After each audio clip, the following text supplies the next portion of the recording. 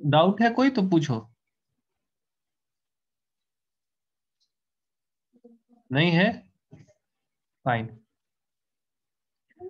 तो then we can move to next part.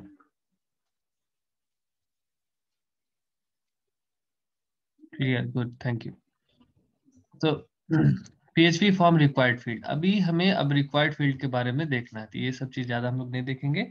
हाँ, ये बातें भी मैं बता चुका था कि अभी हमें क्या करना है, एरर मैसेज दिखाना है। तो इस पूरे ही फुल फ्लेज फॉर्म को मैं खोलता हूँ और फिर से देखते हैं स्टेप्स को कि क्या था। ये आज लैब सेशन में इसको कंप्लीट करना है, इसलिए। तो यहाँ पे हमें क्या करना है, अगर कोई भी डेटा एंट्री नहीं हो रही है तो यहाँ मुझे एरर मैसेज डिस्प्ले करना है, ठीक है। और फाइनली उसको यहाँ डिस्प्ले करना डेटा को।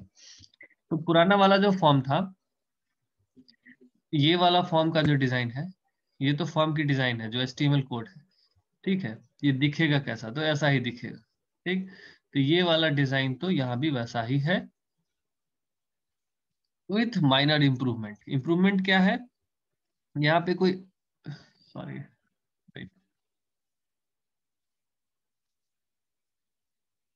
देखो यहाँ पे कोई स्टार नहीं दिख रहा है, कोई एरर मैसेज नहीं आएगा। अगर मैं इसको नहीं भी सबमिट करूंगा तो कोई एरर मैसेज नहीं आएगा। यहाँ पे अगर कोई फील्ड नहीं डालने से यहाँ एरर मैसेज आएगा, सपोज ऐसा आ रहा है ना। तो ये दो डिफरेंसेस है इस दोनों ही फॉर्म में। तो ये दिखेगा कहाँ पे, जहाँ पे नेम, नेम टैग, नेम है, thereafter we have this box, so we are creating this input box, sorry, this input box. Then we have to fix star, and if this is empty, then we have to fix, we have to show name is required. Say if I am typing Suman, my name, and I do not supply this email, if at this moment I submit, तो क्या हो रहा है, यहाँ पे error नहीं दिख रहा है ना, एरर बस इसमें दिख रहा है। So why this is happening is because this field was not empty. So the moment this is empty, then only error message should appear.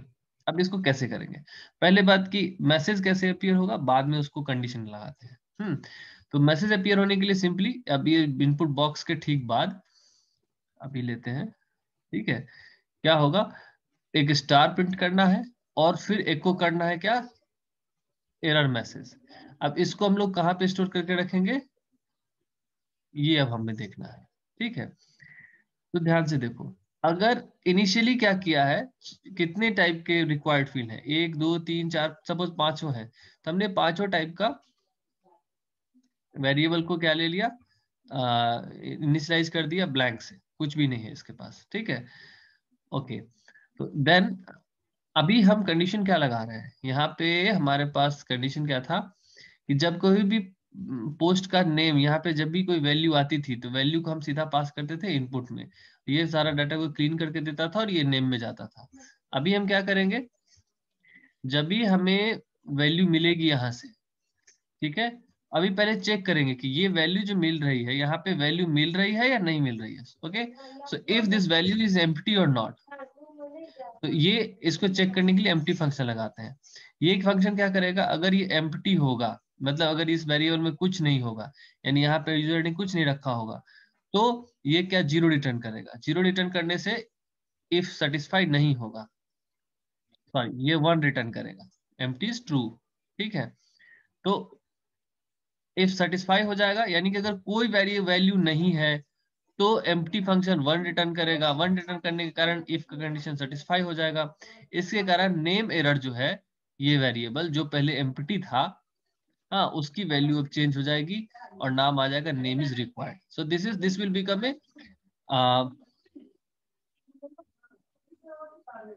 This will become a string variable, ठीक है। और PHP में variable type define करना जरूरी नहीं होता है।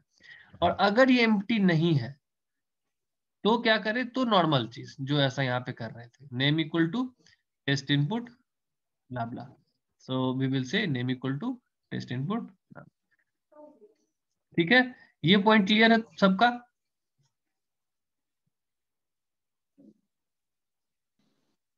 Yes, sir. Everyone say yes in chat box. Rizwan, Hussain, प्रखर और बाकी सबका नहीं क्लियर है क्या? Hamza is saying Mitul is yes, Chirag, Pratika is yes, Rohit is yes, Arihant is yes, Ritkit yes, Ishan good, thank you, Krishna yes, Reyes, Aman yes, okay. और sir हाँ बोलो। सर सर मुझे बेटा ये नहीं समझ में आया कि जो अपन ने फॉर्म में डाला है ना, वो इस यहाँ पे कैसे उतर आया, वो नहीं समझ में आया। ये देखो, ये देखो, जब भी ए वाला इनपुट फील्ड है ना मितुल, ये देखो ये नेम का इनपुट फील्ड है ना, यस या नो यस बोलो सर। तब मैं, है ना? इसमें देखो ये नेम एट्रीब्यूट है, नेम एट्रीब्यूट का नाम क्या है? नेम। यहाँ पे नेम एट्रीब्यूट का नाम क्या है? ईमेल। ठीक है, ये बात समझ रहे हो? मतलब इस इनपुट बॉक्स को का नाम क्या रखा गया है? ईमेल। ठीक है, पहली बात समझ में आई? Yes sir. हाँ ठीक है, यानी इस बॉक्स का नाम, ये जो बॉक्स है इसका नेम क्या है? ईमेल, इसका नेम है। तो अब ऊपर जाओ गौर से देखो, पोस्ट ईमेल, मतलब पोस्ट वेरिएबल जो है वो ईमेल वाले बॉक्स के कंटेंट को उठा रहा है। समझ में आई बात? Yes sir. हाँ, अब पूछो, अब कोई डाउट है?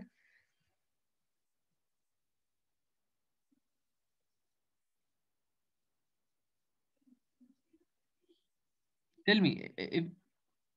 मैं अगर समझूंगा कि क्या दिक्कत हो रही है तो मैं और क्लियरली क्लियरली समझा पाऊंगा। और सर मुझे वो पोस्ट वाला समझ में नहीं आया, गौरव कौन सा? का साइन अंडरस्कोर पोस्ट। ये वाला? हाँ सर। अच्छा देखो, ये डिफॉल्ट है।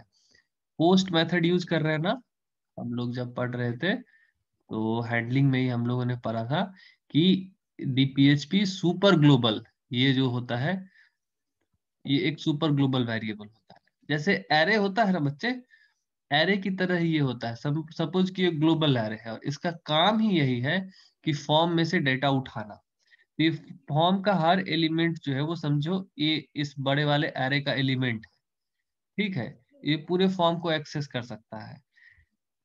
क्योंकि पीएचपी में वेरिएबल का नेम डॉलर से क्रिएट करते हैं, इसलिए हम इसको भी बोल सकते हैं कि ये एक वेरिएबल है।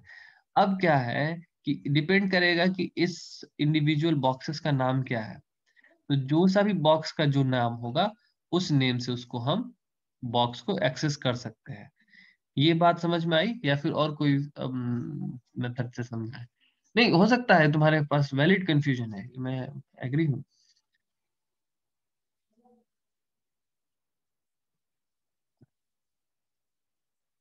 नितुल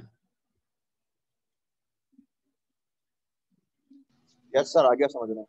आ गया? देखो, अगर तुम एरे में भी जाओगे ना, हाँ सर। एरे में या फिर ऑब्जेक्ट वाला था उसमें तुमको दिखेगा, एरे में तो नहीं ऑब्जेक्ट में दिखेगा। लेट मी शो यू, कहीं ना कहीं तो है एसोसिएटिव एरे, एसोसिएटिव एरे।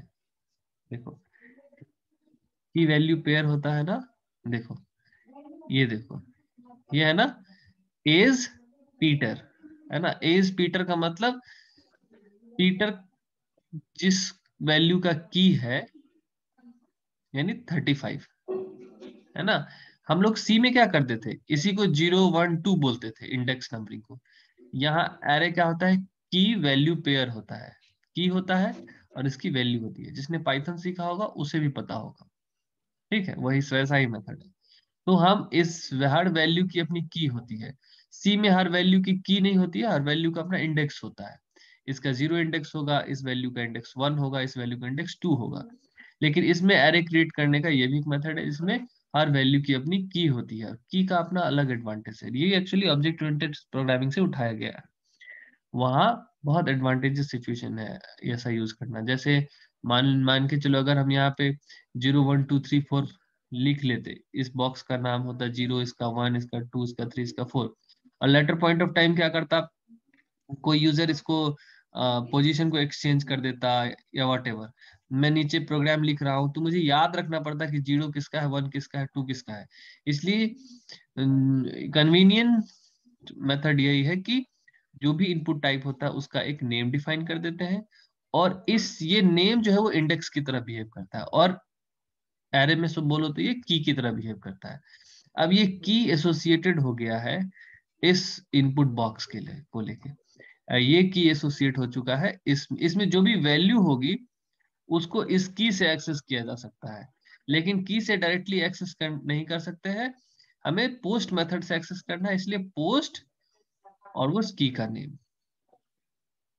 ये अभी अगर आपको 100% नहीं समझ में आ रहा है तो जस्ट ट्राई टू रिमेम्बर कि जब कभी भी किसी भी बॉक्स का वैल्यू हमको उठाना है तो हमें क्या लिखना है, डॉलर पोस्ट और उस बॉक्स का जो भी नेम होगा, ठीक है। और उस बॉक्स का नेम कहाँ डिफाइन किया गया होगा, जब जहां पे उस इनपुट बॉक्स को क्रिएट किया गया होगा वहां पे नेम नाम का एक वेरिएबल होगा, उस नेम नाम के वेरिएबल की जो भी वैल्यू होगी वही इस इनपुट बॉक्स का नेम होगा। क्लियर?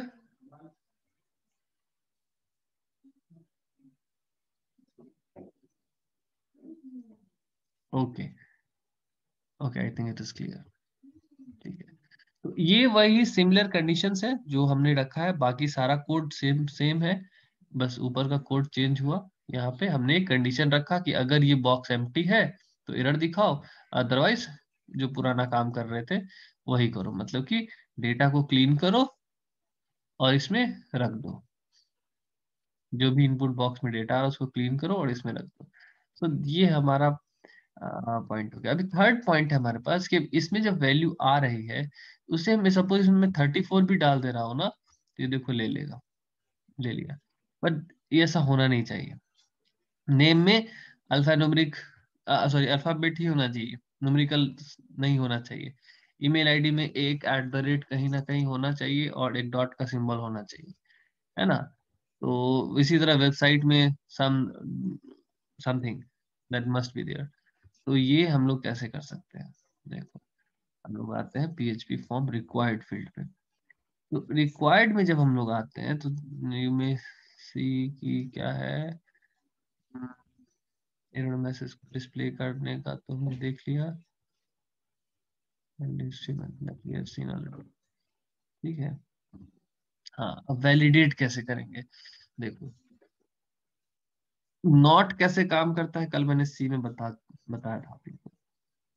अब देख ये क्या बोल रहा है, नेम फील्ड को अगर तुमको देखो, अब ये वैलिडेशन जो है ये फील्ड टू फील्ड चेंज होगा, मतलब जब डिपेंड करेगा कि कैसा फील्ड है, तुम कैसा रिस्ट्रिक्शन लगाना चाहते हो। अगर ये यूजर नेम फील्ड होता तो यहाँ पे हो सकता है न्यूमेरिकल्स भी अलाउड होते, ठीक है। सिंस ये नेम फील्ड है इसमें बस अल्फाबेट अलाउड होगा। तो ये एक रेगुलर एक्सप्रेशन लिखने का तरीका है। इसमें अभी आप रेगुलर एक्सप्रेशन का एक, जब हम लोग थ्योरी ऑफ कंप्यूटेशन पढ़ते हैं तो वहाँ इसको बताया जाता है रेगुलर एक्सप्रेशन। अभी आप इसको बस याद रखो, क्योंकि ये अभी कोई भी फंक्शन में कभी भी ये चेंज नहीं होगा, जस्ट कॉपी एंड पेस्ट। मगर समझ लो इसको क्या है, पी एक्चुअली रेगुलर मैच है, ये पी रेगुलर मैच, ठीक है। पी रेगुलर मैच का मतलब है कि नेम फील्ड जो है, ये देखो पहली बात याद रखो ये एक फंक्शन है, क्यों, क्योंकि इसमें दो दो पैरामीटर पास किया है हमने, ठीक है। ये डिफॉल्ट फंक्शन किसका है, PHP का फंक्शन है, PREG मैच। PREG मैच में क्या चीज है, एक फील्ड ये है और दूसरा ये, दो दो आर्गुमेंट ले रहा है। ये वो आर्गुमेंट है जिस वेरिएबल पे हमें रिस्ट्रिक्शन लगाना है, और लेफ्ट साइड में रिस्ट्रिक्शन लिखा हुआ है। रिस्ट्रिक्शन है क्या, रिस्ट्रिक्शन है कि ये वाला वेरिएबल में यानी ये फील्ड में जो भी इनपुट हो रहा है वो कैपिटल ए से स्मॉल ए, सॉरी स्मॉल ए से स्मॉल जेड और कैपिटल ए से कैपिटल जेड, बस इतना ही हो सकता है। और यहाँ देखो स्पेस भी हो सकता है, ठीक है, ये बताने की कोशिश कर रहा है। आपको कभी भी रिस्ट्रिक्शन, देखो ये लिखने का तरीका है, ये स्लैश, ये पाव, इस सब, ये रेगुलर एक्सप्रेशन कैसे लिखा जाता है इसका तरीका है। ये मैं कोशिश करूंगा कि कभी एक सेपरेट लेक्चर में आप लोगों को रेगुलर एक्सप्रेशन लिखना सिखाऊं, क्योंकि ऐसा तो नहीं है कि ये वाला बता दूंगा तो काम हो जाएगा, इसका एक सिंटैक्स है कि कैसे लिखा जाता है, किसको कब। अभी आप बस what is meaning of preg match. Preg match is a function, actually मैं अगर इंटरनेट पे आपको दिखाऊं, रेगुलर एक्सप्रेशन, ठीक है, रेगुलर एक्सप्रेशन अपने आप में एक बड़ी चीज है, ठीक है। ये रेगुलर एक्सप्रेशन हम लोग पढ़ते हैं, ये देखो, ठीक है, ये हर अलग अलग काम के लिए एक्सप्रेशन लिखा जाता है। जैसे सपोज ये देखो, रेगुलर एक्सप्रेशन में लाइन की स्टार्ट लाइन ऐसे करते हैं, और फिर एंड ऑफ लाइन ऐसे करते हैं। ये बताता है कि लेटर नंबर अंडरस्कोर हम यूज कर सकते हैं। तो रेगुलर एक्सप्रेशन लिखने का अपना स्टाइल होता है, और ये सब कैरेक्टर्स यूज करते हैं। एक तरीका है, एक टाइप की मिनी छोटा सा प्रोग्रामिंग कॉन्सेप्ट है ये, ठीक है।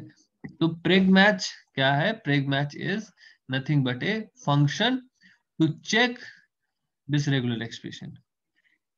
अब मैं बता रहा हूँ, मुझे दो तीन चीजें बताने दो, फिर मैं बता रहा हूँ, वापस आऊंगा। देखो, the code below shows simple way to check name field only contain letter, dashes and apostrophe and white space।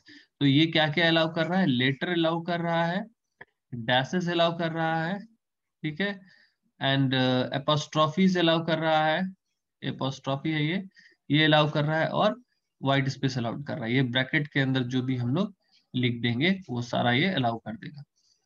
Pragmatch function searches a string for pattern, returning true if pattern exists and false otherwise। मतलब name field में जो भी type करोगे, अब उस सब को क्या करेगा, इस बॉक्स के अंदर सर्च करेगा।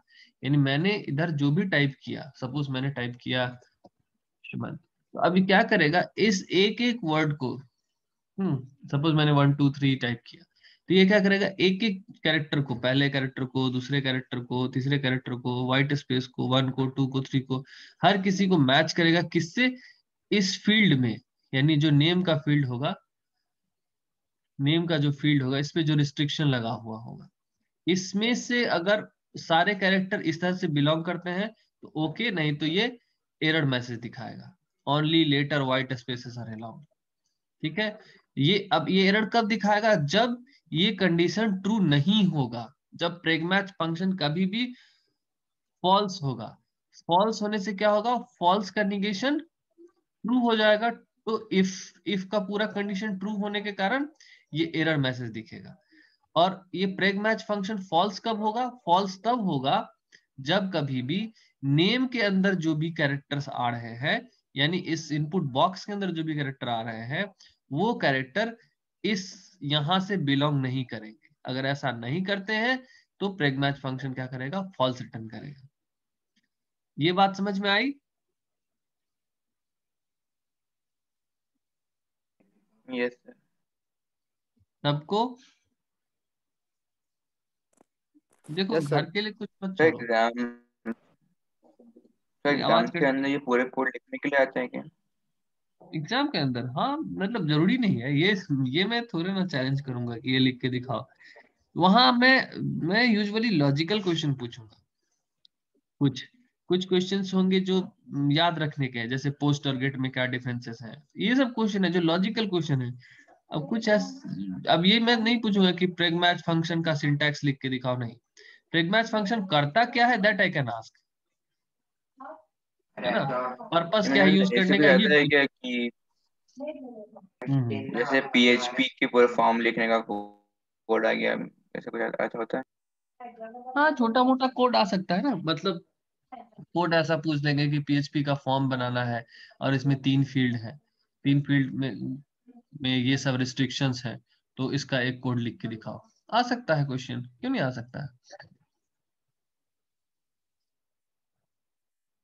अब चलो ईमेल वैलिडेशन कैसे होगा। ईमेल वैलिडेशन के लिए क्या यूज करते हैं, पहले तो ईमेल को क्लियर कर लेंगे जो भी वैल्यू होगा टेस्ट इनपुट से, फिर फिल्टर var फंक्शन यूज होता है, ठीक है। इसका सिंटैक्स क्या है, पहले वेरिएबल का नेम होता है और फिर सेकंड आर्गुमेंट होता है फिल्टर वैलिडेट ईमेल। इसके और भी यूजेस हैं प्रेग मैच और फिल्टर var के, लेकिन हम लोग अभी इस फॉर्म के कॉन्टेक्स्ट में देख रहे हैं, ज्यादा डेविएशन नहीं देखते हैं, पहले देखते हैं कि जो फॉर्म है उसमें क्या क्या किया जा सकता है। ये सिंपल मेथड, अगर ये फॉल्स हो गया यानी कि ईमेल वैलिडेट नहीं हुआ, ईमेल का जो रिक्वायर्ड है वो नहीं है। और ये भी पीएचपी का डिफॉल्ट फंक्शन है, इसमें कैसे काम करना है ये पीएचपी को पता है, आपको कुछ भी नहीं करना है। अगर ये फॉल्स हो गया तो ये एरर फिर से दिखा देगा। हाँ, ये तो थोड़ा सा याद भी रख सकता है, लेकिन ये याद रखना मुश्किल है। यूआरएल, यूआरएल का देखो, ये रेगुलर एक्सप्रेशन है, इतना बड़ा रेगुलर एक्सप्रेशन है, ठीक है। क्या क्या है इसमें, या तो HTTP हो या FTP हो, ठीक है। उसके अलावा ये सारे में से कोई भी कीज हो सकते हैं, ये हो सकता है, फिर ये भी हो सकता है, ठीक है।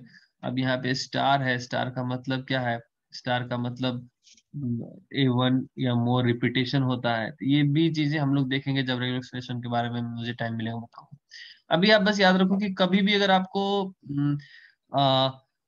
यूआरएल चेक करना है तो यूआरएल चेक करने की ये फिक्स रेगुलर एक्सप्रेशन है, कभी भी आपको इसके अलावा कोई दूसरा रेगुलर एक्सप्रेशन यूज नहीं करना है। These are fix methods, okay. और ये अगर फॉल्स ब्रेक मैच यहाँ पे भी यूज होगा, ये क्या करेगा, इसको मैच करेगा कि जो भी वेबसाइट का के फॉर्म में आपने एंटर किया हुआ है, यहाँ पे जो भी आप एंटर कर रहे हैं उसमें जितने भी वर्ड यूज हुए हैं, सपोज apple.com, तो वो सारी चीजें इस से बिलोंग कर रही है कि नहीं, ठीक है। जैसे कि http:// है, ठीक है। तो देखो http, अब यहाँ s है तो हमें http भी रखना चाहिए, है ना, यहाँ बस s डेल के छोड़ दिया है, हमें एक और मेंटेन करना चाहिए जिसका नाम होगा http, राइट। तो अगर इसको हम एम्बेड करें तो हमारा फाइनल फॉर्म कैसा होगा, कहाँ चेंजेस करना पड़ेगा एक्चुअली। तो पहले हम लोग देखते हैं, पहले सबसे पहले फॉर्म का डिजाइन कर लेंगे। इस फॉर्म का डिजाइन किया, इस फॉर्म की डिजाइनिंग में देखो, name, input field, span, star, ये इसमें कोई चेंजेस नहीं हुआ है, ये सब वैसा ही है, यानी इसमें कोई चेंजेस नहीं है। डिस्प्ले में कोई चेंजेस नहीं है, वो वैसा का वैसा ही है। टेस्ट फंक्शन में भी कोई चेंजेस नहीं है, ये वैसा का वैसा ही है। बस बदल रहा है कौन सा, ये वाला फंक्शन। अब पहले वाले केस में हम लोग क्या कर रहे थे, ये वाला केस, ठीक है। यहाँ हम लोग चेक कर रहे थे, अब हम लोग सीरियल सीरियल से तीनों ही देखते हैं, ठीक है। इसमें क्या कर रहे थे, डायरेक्ट जो इस बॉक्स में वैल्यू आ रही थी उसको हम क्लीन कर रहे थे और स्टोर कर दे रहे थे।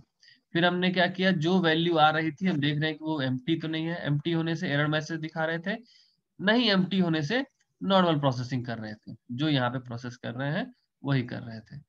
अब इसमें क्या कर रहे हैं, पहले तो एम्प्टी चेक कर रहे हैं, एम्प्टी चेक, अगर एम्प्टी है तो एरर मैसेज डिस्प्ले कर रहे हैं, अगर एम्प्टी नहीं है तो क्या करेंगे, पहले क्लीन करेंगे, इसके बाद उसको रेगुलर एक्सप्रेशन को चेक करेंगे कि कहीं ऐसा तो नहीं कि जो अलाउड नहीं है वो भी यूजर ने लिख दिया है।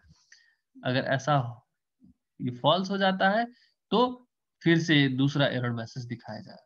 सपोज मैं यहाँ पे लिखता हूं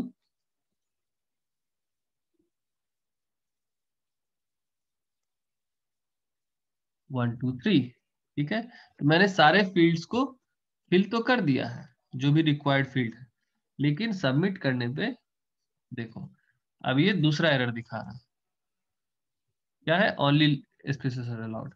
तो चलो मैं एक बार और फिल करता हूँ, इसको मैं ठीक से भरता हूँ, सम, ठीक है।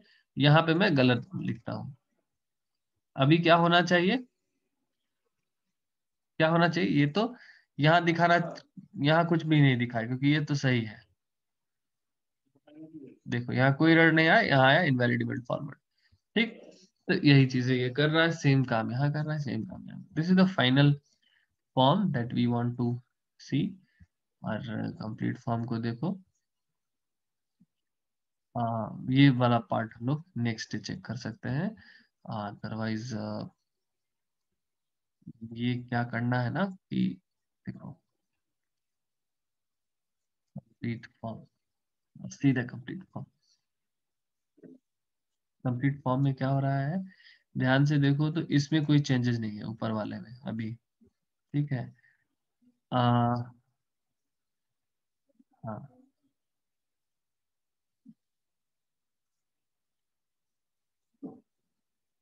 यहाँ पे हमारा वेबसाइट को चेक किया, ईमेल को चेक किया और नेम को चेक किया, इस तीनों को चेक किया। अभी इस तीनों को चेक करने के बाद सर बोलो। सर सर मुझे वो वैलिडेशन हमारा फॉर्मेट समझ में नहीं आया अभी भी। कौन सा वाला? सर जैसे कि ये अभी अपन लिखते हैं ना वैलिडेशन में फॉर्मेट है कुछ क्या?